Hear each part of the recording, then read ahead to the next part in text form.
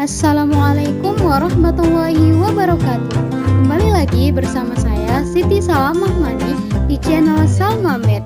Happy watching teman-teman. Jangan lupa subscribe.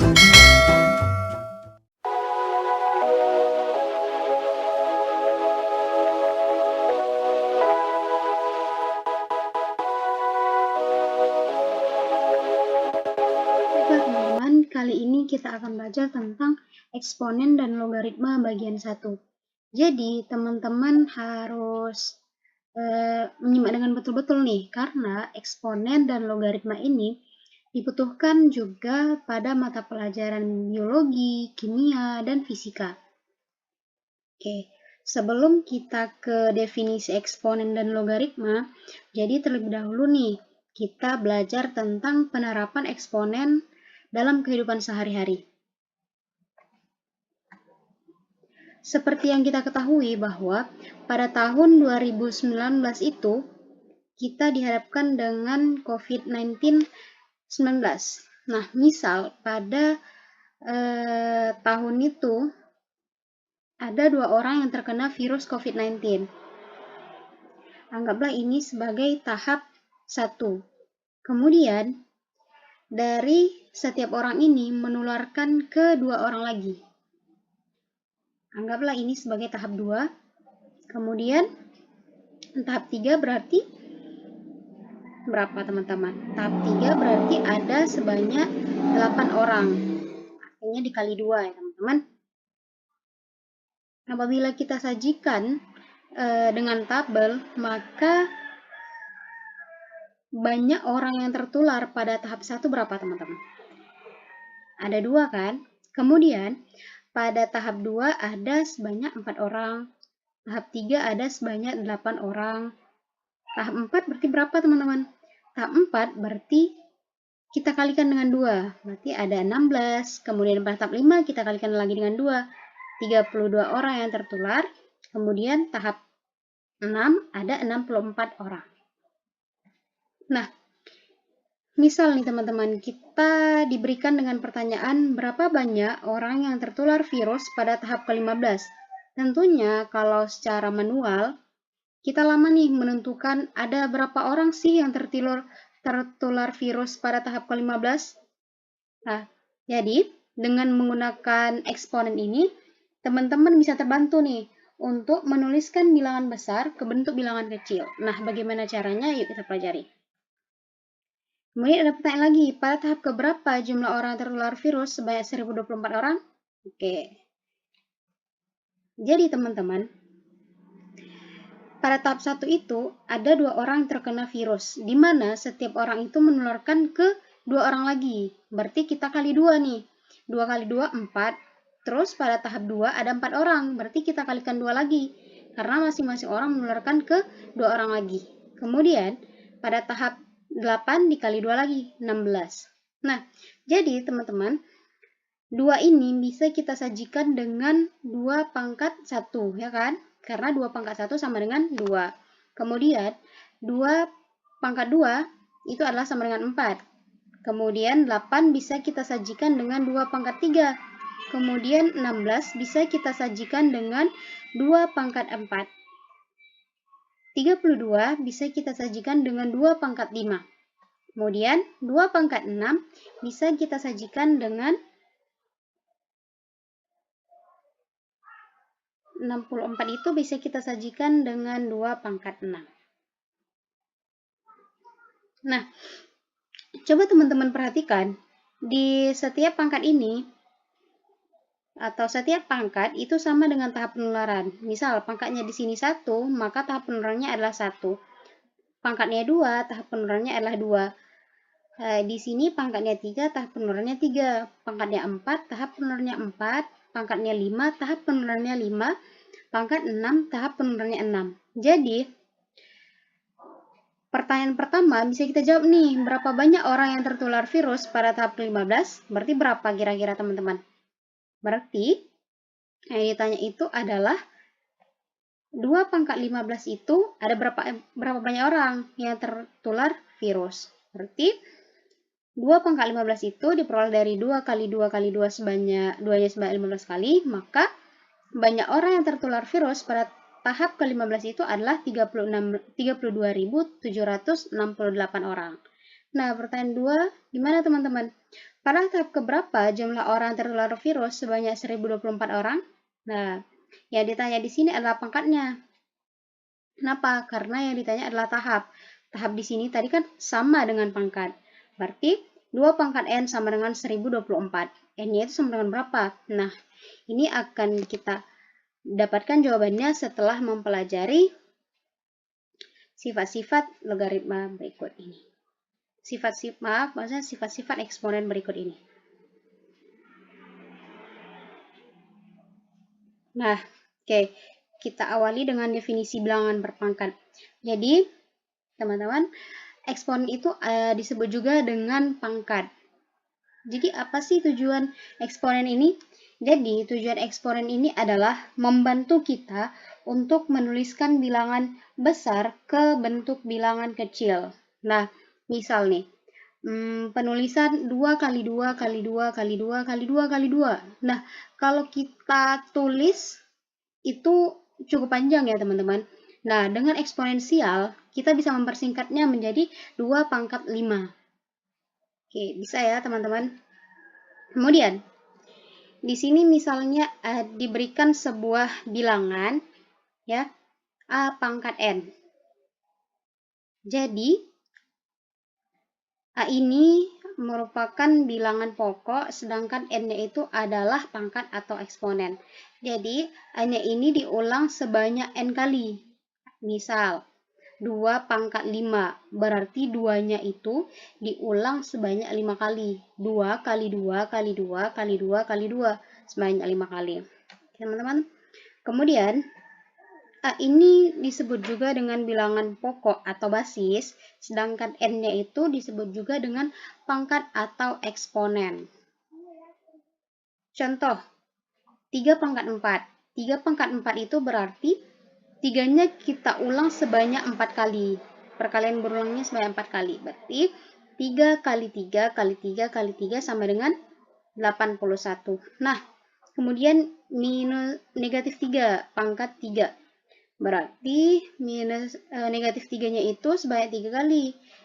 Negatif 3 kali negatif 3 kali negatif 3 sama dengan negatif 27. Kemudian 1/3 pangkat 3. Berarti 1/3-nya ini diulang sebanyak 3 kali. Ya, betul teman-teman. Jangan lupa ya teman-teman, pembilang dan penyebutnya ini sama-sama dipangkatkan 3. Berarti 1/3 dikali 1/3 kali 1/3 sama dengan 1/27. Nah, gimana teman-teman? Ada pertanyaan nggak dengan bilangan berpangkat atau eksponen ini? Kalau ada, silahkan tuliskan di kolom komentar. Nanti insya Allah akan kami jawab. Kemudian, kita lanjut ke sifat-sifat eksponen. Sifat-sifat bilangan berpangkat positif. Oke. Jadi, sifat yang pertama itu teman-teman, A pangkat M dikali A pangkat N sama dengan A pangkat M tambah N. Jadi, contoh, 2 pangkat 2 dikali 2 pangkat 3 itu sama dengan 2 pangkat 2 tambah 3 sama dengan 2 pangkat 5. Kok bisa kayak gitu? Ya, ini adalah sifat bilangan berpangkat positif. Jadi, misal teman-teman nemu soal nih, di sini bilangan pokoknya udah sama-sama berapa? Sama-sama 2 dengan pangkat yang berbeda. Jadi, pangkatnya ini tinggal kita jumlahkan menjadi 2 pangkat 2 tambah 3 sama dengan 2 pangkat 5. Oke, kita buktikan. 2 pangkat 2 kali 2 pangkat 3. 2 pangkat 2 itu sama dengan 2 kali 2. Kemudian 2 pangkat 3 itu sama dengan 2 kali 2 kali 2 kali 2. Nah, sekarang coba hitung. 2-nya ada berapa? 1, 2, 3, 4, 5. Berarti dia adalah 2 pangkat 5. Sama kan teman-teman? Oke, kemudian ke sifat yang kedua. Yaitu yang kedua, A pangkat M per A pangkat N itu sama dengan A pangkat M dikurang N. Contoh, 4 pangkat 6 per 4 pangkat 3 sama dengan 4 pangkat 6 dikurang 3 sama dengan 4 pangkat 3. Jadi teman-teman harus perhatikan bilangan pokok atau basisnya di sini harus sama. Oke, kalau udah sama baru bisa kita gunakan sifat-sifat eksponen ini. Oke, berarti kalau dia pembagian, pangkatnya itu kita kurang. Jadi 4 pangkat 3. Nah, bukti. 4 pangkat 6 itu sama dengan 4 kali 4 kali 4 kali 4 kali 4 kali 4. Nah, 4 pangkat 3 itu sama dengan 4 kali 4 kali 4 kali 4. Jadi, 4 kali 4-nya di sini bisa kita coret. Di atas bisa kita coret. Terus yang... Sebentar, teman-teman.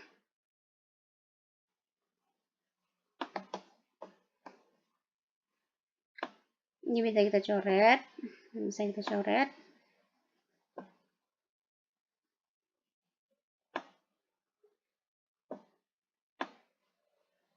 Oke. Nah, tinggal berapa teman-teman? Tinggal 4 kali 4 kali 4. Jadi dia sama dengan 4 pangkat 3. Oke. Catat ya teman-teman sifat-sifat eksponennya karena ini sangat penting. Oke teman-teman, kita lanjut ke sifat eksponen yang ketiga. Itu yang ketiga, A pangkat M dipangkatkan N. Itu sama dengan A pangkat M kali N. Contoh, 4 pangkat 2 dipangkatkan 3 lagi.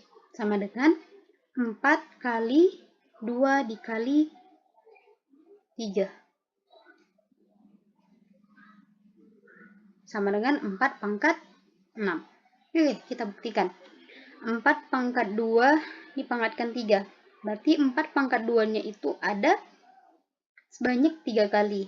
4 pangkat 2 dikali 4 pangkat 2 dikali 4 pangkat 2. Terus 4 pangkat 2-nya itu kita jabarkan lagi. 4 pangkat 2 itu artinya 4-nya itu diulang sebanyak 2 kali. 4 kali 4 kali 4 kali 4 kali 4 kali 4. Oke. Coba kita hitung 4-nya ada berapa? 1, 2, 3, 4, 5, 6. Sama dengan 4 pangkat 6. Next, sifat eksponen yang keempat. AB pangkat N. Itu sama dengan A pangkat N kali B pangkat N. Contohnya, 4 pangkat 2 dikali 2 pangkat 3 dipangkatkan 4. Berarti 4 pangkat 2 pangkat 4 dikali 2 pangkat 3 pangkat 4 sama dengan berapa teman-teman? Kita menggunakan sifat yang ketiga tadi.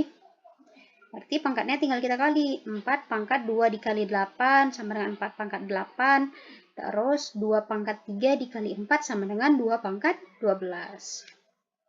Oke, selanjutnya A per B pangkat N. Itu sama dengan A pangkat N per B pangkat N. Contoh, 2 per 3 pangkat 2 itu sama dengan 2 pangkat 2 per 3 pangkat 2. 2 pangkat 2 itu sama dengan 2 kali 2 per 3 pangkat 2 itu sama dengan 3 kali 3. Itu sama dengan 4 per 9. Oke. Lanjut ke sifat eksponen yang kedua, yaitu bilangan berpangkat 0 dan pangkat negatif. Jadi, apabila teman-teman temukan A pangkat, jadi sifat yang pertama, A pangkat 0 itu sama dengan 1. Untuk A anggota bilangan real dengan A tidak sama dengan 0. Oke, misal kita temukan 2 pangkat 0 itu sama dengan 1. 1 pangkat 0 itu sama dengan 1. Jadi, dengan catatan di sini, bilangan pokoknya, ya, bilangan pokoknya itu adalah A, itu adalah anggota bilangan real, dan A-nya itu tidak boleh sama dengan 0. Kemudian, A pangkat negatif N, itu sama dengan 1 per A pangkat N. Untuk A anggota bilangan real, dengan A tidak sama dengan 0, dan N adalah anggota bilangan bulat. Oke, teman-teman. Kemudian sifat bilangan berpangkat pecahan. Kalau kita temukan A pangkat M per N itu sama dengan akar N A pangkat M. Teman-teman, kita lanjut ke soal latihan. 1. Tentukan nilai P sedemikian sehingga persamaan berikut ini tepat. Yang A, 2 pangkat 4 pangkat 2 sama dengan 2 pangkat P. B sama dengan B, A pangkat P dikali A pangkat 4 sama dengan A pangkat 9.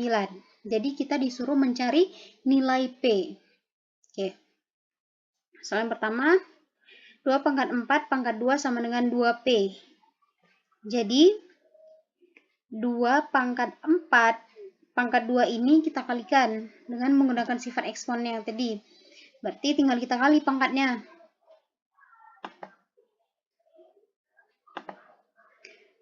2 pangkat 4 kali 2, yaitu 2 pangkat 8, sama dengan 2P.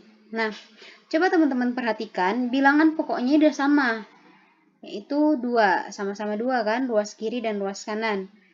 Kedua ruas ini bisa kita coret. Duanya bisa kita coret, jadi P-nya itu sama dengan 8. Oke. Mana teman-teman? Mudah kan? Oke, next kita lanjut soal yang B. A pangkat P dikali A pangkat 4 sama dengan A pangkat 9. Oke, kita menggunakan sifat eksponen yang pertama nih teman-teman. Bilangan pokoknya udah sama nih, dan dia perkalian, berarti pangkatnya tinggal kita jumlahkan. Oke, A pangkat P ditambah 4 sama dengan A pangkat 9. Berarti bilangan pokoknya udah sama teman-teman. Tinggal kita coret. Coret. Coret. Oke. Tinggal P tambah 4 sama dengan 9. Berarti P sama dengan P tambah 4 kurang 4 sama dengan 9 kurang 4. Agar 4-nya itu 5. Kak, di sini kok dikurang 4 di ruas kanan dan di ruas kiri kurang 4 dan ruas kanan juga kurang 4. Nah, kita kan mau mencari nilai P.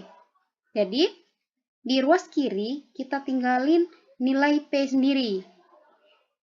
Untuk menghilangkan 4 di sini, maka kedua ruas harus dikurangkan dengan 4. Oke, teman-teman. Lanjut. Next, soal yang kedua. Sederhanakan bentuk-bentuk berikut. Oke, soal yang pertama. 2 pangkat 4 dikali 3 pangkat 5 per 2 pangkat 3 dikali 3 pangkat 2 pangkat 2 sama dengan, oke, teman-teman nggak usah bingung dulu. Ini mudah kok teman-teman. Dengan eksponen, sifat-sifat eksponen tadi, ini mudah kita selesaikan. Oke, yang pertama, 2 pangkat 4. 2 pangkat 4-nya ini kita kalikan dengan 2. Berarti 2 pangkat 4 dikali 2, yaitu 2 pangkat 8. Kemudian 3 pangkat 5 dikalikan dengan 2, sama dengan 3 pangkat 10. Kemudian penyebutnya juga 2 pangkat 3 dikali 2, sama dengan 2 pangkat 6. Kemudian 3 pangkat 2 dikali 2, sama dengan 3 pangkat 4. Mudah kan teman-teman? Oke. Kemudian kita gunakan lagi nih sifat eksponen yang pembagian tadi. Dimana ini bilangan pokoknya kan udah sama, berarti pangkatnya tinggal kita kurang. Jadi 2 pangkat 8 dikurang 6 dikali 3 pangkat 10 dikurang 4.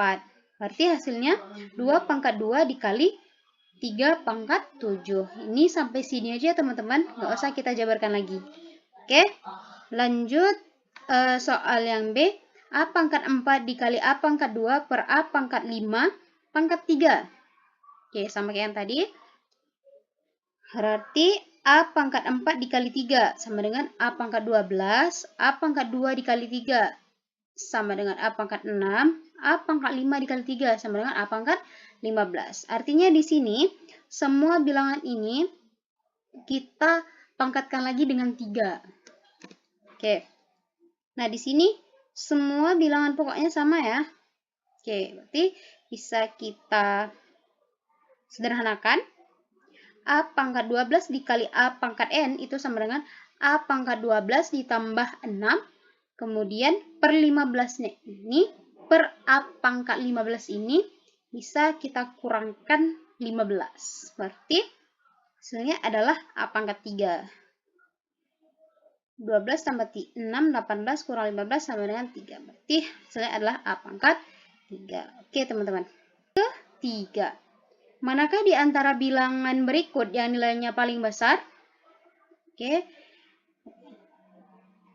Untuk memudahkan kita untuk mencari bilangan mana yang paling besar, jadi kita sederhanakan ke 2 pangkat N aja teman-teman. Kuncinya itu kita ubah bilangan masing-masing ini ke 2 pangkat N. Oke. Daripada teman-teman pada bingung, yuk kita bahas soalnya satu persatu. Pertama, 8 pangkat 4 pangkat 2. Jadi, 8 ini bisa kita ubah menjadi 2 pangkat 3. Ya enggak, teman-teman? Ya kan? Karena 2 kali 2 kali 2 itu kan 8. Oke. Dipangkatkan 4. Dipangkatkan 2 lagi. Oke. Setelah itu, pangkatnya ini kita kalikan menjadi 2 pangkat 3 dikali 4 sama dengan 2 pangkat 12 dipangkatkan 2. Berarti pangkatnya kita kali lagi. 2 pangkat 12 kali 2 sama dengan 2 pangkat 24. Oke, yang B, 4 pangkat 32. 4 ini bisa kita sederhanakan menjadi berapa teman-teman? Ayo. 2 pangkat 2. Oke, berarti ini pangkatnya tinggal kita kali sama dengan 2 pangkat 64. Oke. Kemudian 16 pangkat 12. 16 ini bisa kita sederhanakan menjadi 2 pangkat 4 pangkat 12. Oke. Berarti pangkatnya tinggal kita kali menjadi 2 pangkat 48. Oke. Yang D. Kayak gini aja teman-teman, karena kita membandingkan. Yang E. 4 pangkat 2 pangkat 10. Tadi 4 bisa kita sederhanakan dengan 2 pangkat 2. Pangkat 2 kali pangkat 10. Berarti kita kali pangkatnya 2 kali 2 4. Kemudian dipangkatkan 10. Berarti 2 pangkat 4 kali 10 itu sama dengan 2 pangkat 40. Gimana teman-teman? Berarti nilai yang paling besar adalah, oke, kita bandingkan ya teman-teman. Coba teman-teman perhatikan pangkatnya. Pangkat mana sih yang paling besar? Ada 2 pangkat 24, ada 2 pangkat 64, 2 pangkat 48, 2 pangkat 81, 2 pangkat 40. Teman-teman udah punya jawabannya? Ya, jawabannya adalah 2 pangkat 81. Kenapa? Karena di sini pangkatnya paling besar itu adalah 81. Berarti jawabannya adalah D. Oke teman-teman, cukup sekian video kita eksponen bagian 1. Kalau ada pertanyaan silahkan tuliskan di kolom komentar. Nanti insya Allah akan saya jawab. Jangan lupa teman-teman like, comment, and share, serta subscribe video ini. Sekian dari saya. Lebih dan kurang saya mohon maaf. Wabillahi taufiq wal hidayah. Wassalamualaikum warahmatullahi wabarakatuh.